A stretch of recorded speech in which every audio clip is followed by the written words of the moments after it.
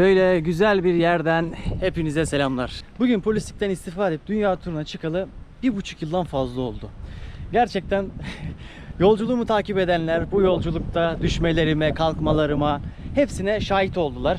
Mümkün olduğu kadar iç dünyamdan da size görüntüler verdim. Kelimelerle bunları ifade etmeye çalıştım. Bugün ise diyorum ki dünya turuna çıktıktan sonra hayatımda neler değişti? Aslında kafamda şey vardı. İşte dünya turuna çıktıktan sonra hayatımda değişen 5 şey. Ama bunu 5 maddeye sığdırabilir miyim emin değilim. Bir yandan şöyle güzel bir yolda gideceğiz. Bazen rüzgar sesi duyabilirsiniz. O yüzden kusuruma bakmayın. Dünya turuna çıktıktan sonra hayatımda ne değişti? Şimdi şu kelimeyi çok kullanıyorum. İnsanların böyle sivri tarafları vardır hayatlarında. Ben şunsuz yapamam kardeşim. Biz böyleyiz hemşerim. Bizde işte benim atam babam bana bunu öğretti. Hiçbir esneme yoktur orada. Çok sivridir. Ve o doğrusuyla beraber nereye giderse gitsin yaşamak ister. O yüzden de barınamaz. İnsanlarla sürtüşür, esnemez, sert olur. Sert olunca da kırılır veyahut da kırar. İkisinden birisi. Niye bunu söyledim? Çünkü benim de bu arkadaşlar gibi hayatta sivri köşelerim vardı. Ya hemşerim siz oflusunuz, siz şöyle olmalısınız. Ya hemşerim Zonguldak'ta doğdun. Yani aile, çevre sana bir rol biçiyor ve o rolü oynamanı istiyor. O rolün dışına çıktığı zaman da seni bazen ötekileştiriyor. Sen nasıl oflusun diyor, sen nasıl Zonguldaklısın diyor. Bu tarzda şeyler oluyor. Tabii ki gen aktarımı var ama orada da bir kırılma olabilir yani. Atam bana geni aktarmış ama yani bazı şeylerde kusurlu olabilir. Ve o kusuru da ben derim ki ya ben bunu törpüleyeyim, ben bunu değiştireyim, ben bunu şu şekilde yapayım. Bu insanlık için, benim için daha iyi deyip onu değiştirebilirim yani. Bu Allah'ın emri değil sonuçta. İlk benim hayatımda değiştirdiği ilk şeylerden bir tanesi bu sivri tarafların törpüleniyor olması. Gerçekten artık gözlerim biraz daha temizlenmeye başladı. Çok şükür inşallah daha da temizlenir. Her şeyin böyle bir olduğunun farkına varırım. Ve bu minimalde yaşarım. Bu beni böyle daha barışçıl bir insan kılıyor. Şunu demiyorum tabii ki bir insan özüme dil uzattığı zaman diyorum ki dur hemşerim. Yani yerini bil. Ama dediğim gibi durup dururken de insanlara kendi inancımı dikte etmiyorum. Yani derler ya eskiler, yani soru sormadan bile bir insana cevap verme, akıl verme, insanlara başkasının yanında tavsiyelerde bulunma. Bunlar hep yaşanmış tecrübeler, kadim bilgelikler. O yüzden bunları da yok saymamak lazım. Böyle geçmişten de o bilgileri alacağız. Gelecekle alakalı varsayımlarda bulunacağız. Ve bu şekilde yol alacağız. Alacağız diyorum, ben böyle yapmaya çalıştığım için söylüyorum. Yani zaten eskiden de ırkçı bir insan değildim. Yani şimdi de ırkçı değilim çok şükür. Artık bu konularda hassasiyetim daha fazlalaştı. Yani çünkü düşünsenize, yani yargılayıcı gözlerle insanlarla konuşuyorsunuz. Hello my friend. Ve yargılayıcı bakışlarla insanlara yaklaşıyorsunuz. Diyorsunuz ki sen şusun, sen busun, sen öylesin, sen tarihte bana bunu yaptın, senin hükümetin bana bunu dedi. Ya bakıyorsun ki ya onlar hükümet veyahut da devlet, tarihi savaşlar. Tabii ki milletlerin karakterleri olabilir. Yani belli milletlerin gerçekten farklı karakterleri var. Ama her insanın bir olmadığını görüyorsun. Ve düşünsenize bir insanın sırf ırkı için aşağılıyorsunuz, yargılıyorsunuz veyahut da onunla çok güzel bir iletişim kuracaksınız, ahbap olacaksınız, arkadaş olacaksınız veyahut da güzel bir vakit geçireceksiniz. Sırf o bakış açınızdaki ırkçılıktan dolayı bunu yapamıyorsunuz. Yani aslında hayatınızda sizden bir şey de götürüyor ve ırklarından, medeniyetlerinden dolayı belki şöyle güzel bir manzarada bile sırf aklınızdaki bu filtrelerden, bariyerlerden dolayı anda kalamıyorsunuz ya. Yani içinizde öfkeye doğuyor. Gidiyorsunuz, tarihe gidiyorsunuz. Belli bir savaşın içerisine giriyorsunuz. Velhasıl ilk değişim bu. Bu gibi düşüncelerden sıyrıldım çok şükür. İkinci olarak kaygılarımdan kurtulma. Arkadaşlar yoldayken çok değişik insanlara denk geldim. Dünyanın her yerinde. Hatta yolculuğa çıktığımda şöyle bir olay yaşamıştım. Bir tane İngiliz'e tanıştım. Böyle kendisini yetiştirmiş beyefendi bir kişilikte. Sonra biraz konuşurken dedim ki ona ya 30 yaşınızda olsaydınız hayatınızda ne değiştirmek istersiniz? Dedi ki Melih senin yaptığını yapardım dedi ya. Çünkü çok geç çıktım sistemin içerisinden. Çamaşır makinesi gibi olduğu yerde dönen bir sistemdi bu. Hep bizi çalıştırdı, para kazandı, etti ama dedi. Yani ne uzalabiliyorsun ne kısalabiliyorsun. O şartlar altında dedi çok uzun süre çalıştım. En son tamam hani çıkabildim ama dedi ya o enerjisi yok, giydiğinden ortada almıyor. O yüzden bunu erken yapmak isterdim dedi. Orada da böyle tatlı bir pişmanlık görüyorsunuz ister istemez. Bunu yaşamak istemediğini söyledi. Ben de bu konu bu başlıkta açınca onu size söyleyeyim. Yani gerçekten ileri yaşta insanlar çok pişman oluyor. Bazı şeyleri gerçekten yapmadığınızdan dolayı pişman olabiliyorsunuz. Bazı şeyleri ise yaptığınızdan dolayı pişman oluyorsunuz. İkisinin arasında bir yani çizgi var.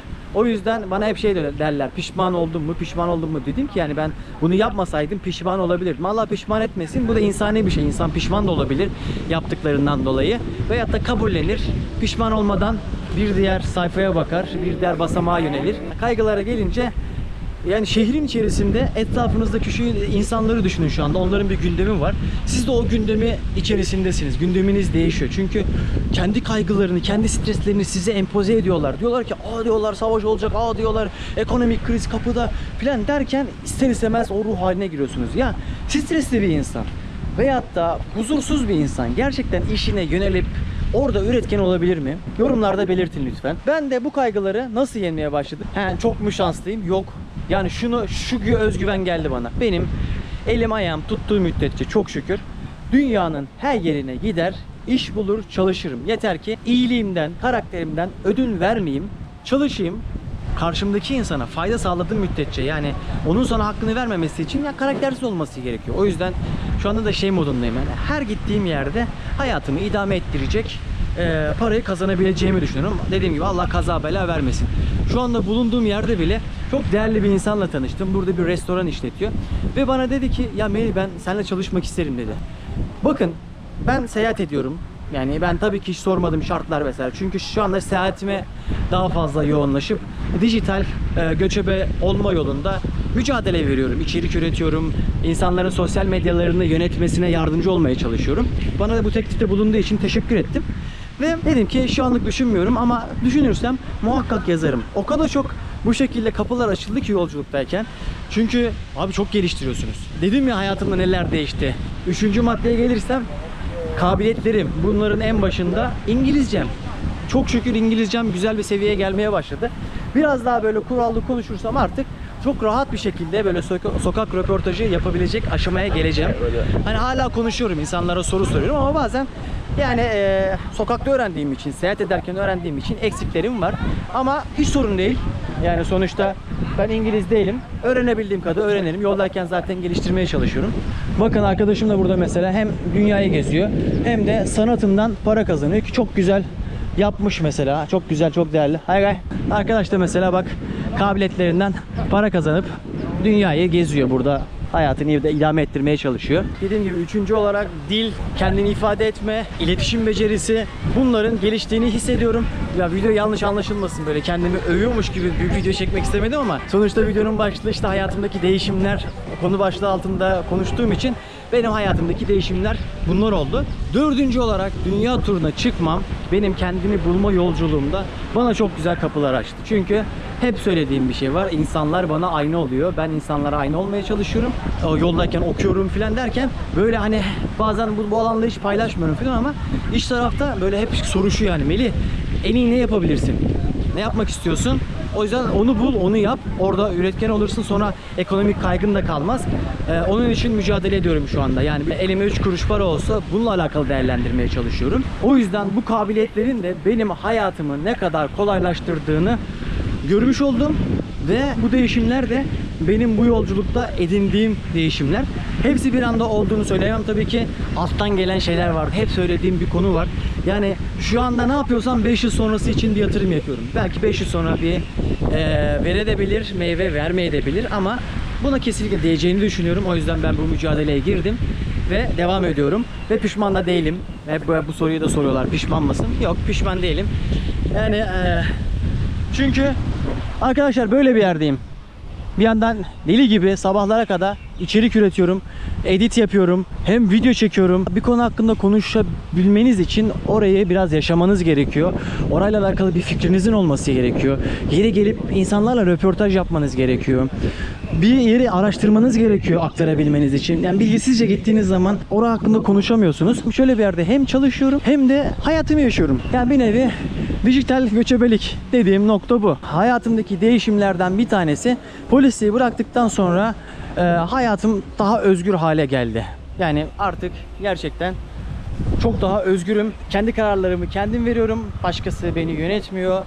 Sorumluluğu kendim alıyorum. Düşmelerimin de kalkmalarım da hepsinin sorumlusu benim ve bu da dolaylı olarak beni olgunlaştırıyor. Bugün bu videoda biraz da böyle hayatın bana kattıklarını söyledim. Ama tabii ki hayatın benden götürdükleri de oldu. Onunla alakalı ayrıyetten bir video yapacağım. Aynı videoya sıkıştırmak istemiyorum. Orada da dürüst bir şekilde hayatımdan bu yolculuk ne götürdü onlardan bahsedeceğim. Bu arada özgürlük hissine çokça alıştım. Üniformalı bir hayattan sivil bir hayata geçebilmek gerçekten kolay bir şey değil. Çünkü düşünsenize ayın her 15'inde hesabınıza para yatıyor. O paranın yatmaması için çok ekstrem bir şeyler olması gerekiyor. O yüzden o da sizi ister istemez biraz daha hamurlaştırıyor. Yani çünkü hem vaktinizi veriyorsunuz hem zamanınızı veriyorsunuz. Benim kendi deneyimlerimden üretkenliğin biraz azaldı yani. Çünkü sistem de ona müsaade etmiyor. Vaktini alıyor. İşte sen olamıyorsun yani. Orası çünkü bir kolluk kuvvetleri. Dediğim gibi yani sistemi eleştirmiyorum. Oranın sistemi öyle. Ya sev ya terk et mantığıyla hareket ettiğim için hayatımın ilk değişimini bırakarak gerçekleştirdim. Ve yine bu değişimden sonra dünya turumun bana kattığı şeylerden bir tanesi network. Dünyanın her yerinden network'üm var. Bağlantılarım var. Ve bu çok güzel bir his. Menfaat üzerine kurulmuş bir şey değil. Çünkü orada insanlar karşılıklı birbirine bir şeyler sunuyor. Yani hediyeleşme gibi oluyor. Böyle al-ver ilişkisi içerisinde değil. Samimi ilişkiler kurdum çok şükür. Ve dünyanın çoğu yerinde kapımı çalacağım böyle insanlar var. Bir de ben gezginleri tanıyorum. Daha önceki videolarda da gezgin arkadaşlarımı ağırlıyorum kanalda. Şimdi gezginlerin yani benim çevrem olmasa başka bir gezginin bir yerde bir tanıdığı bir çevresi oluyor. O yüzden köyümden çıkmasaydı muhtemelen bu bağlantıların hiçbirisi olmayacaktı. Bakın bazı kazanımlar maddi, tırnak içerisinde söyleyeyim, biraz daha elle tutulabilir, gözle görülebilir. Bazı kazanımlarsa manevi, böyle kalbe ve huzur veren şeyler, psikolojik etkenler, insanlığın kendini güvende hissetmesi, özgür hissetmesi. Yani şu bir kazanım, anladınız mı? Ben şu anda yabancı bir yerde hissetmiyorum. Bu bir kazanım. Yalnız hissetmiyorum. Bunların hepsi manevi kazanım. Tırnağım kırıldığı zaman ağlamıyorum. Çünkü o kadar böyle travmatik olaylar yaşadım ki gülüp geçtim, dedim ki yani bir nevi aslında kendimce hayatın anlamı, ya korkma yani, yaşayacağın zaman belli. Dene, kötü olma, iyi bir insan olmaya çalış. O kavramları oturttur hayatında ve şu ömrü güzel geçir. Kimseyle kavga etmeden, gürültü çıkartmadan, güzellikler yaparak, güzel yerler gezerek, güzel şeyler yiyerek hayatını mümkün olduğu kadar güzelleştirmeye çalış. Ben hep şunu söylerim, yani gökkuşağı gibi hayatımızı ne kadar renklendirirsek o kadar keyif alırız. Tek düzelikten çıkmak, bir de başkalarının öğretilerinden faydalanabiliriz ama sonuçta o gömlek bize uymayabilir. Yani o reçete bize uymayabilir. O yüzden kendi reçetemizi bulmalıyız. Kimisi tabiatı seviyor, kimisi yemeği seviyor, kimisi tarihi yerleri seviyor. Herkesin beslendiği şeyler çok farklı. O yüzden bence herkes kendine uygun gömleği bulması gerektiğini düşünüyorum. Bu da bu yolculuğun bana kattıklarından, bana öğrettiklerinden. Bu listeyi çokça detaylandırabilirim ama bana son olarak kattıklarından bir tanesi, ben ötekini gördükçe kendimle alakalı, ülkemle alakalı olan, kendi felsefemle alakalı olan şeyleri daha iyi anlamaya başladım. Çünkü artık bir referans noktası vardı. Bir mukayese yapabileceğim bir ötekisi vardı. Ve o zaman anladım yani hani kültürümüzün şunu şu şekilde yapılmış, bunun sebebi buymuş diye. Tabii ki bu çok uzun ve detaylı bir konu ama dünyayı gezmeye başladıkça, o fanusun içerisinden çıkmaya başladıkça kendimle alakalı, ülkemle alakalı olan şeyleri de çok daha iyi anlamaya başladım. Maddelerin içerisinde madde vardı. O yüzden 5'ten fazla da olmuş olabilir. Ama genel olarak size dünyayı gezmeye başladıktan sonra hayatımdaki değişimleri aktarmaya çalıştım. Eğer size seyahat ediyorsanız illa A noktasından B noktasına gitmenize gerek yok bu arada. İnsan gerçekten olduğu yerde de seyahat edebilir. Benim seyahat kavramım biraz daha farklı yani. 100 ülke gördün. Wow, sen müthiş bir kafaya sahipsin. Olmadığını çokça kez gördüm. Her şeyin bence egonun kontrolüyle alakalı olduğunu düşünüyorum.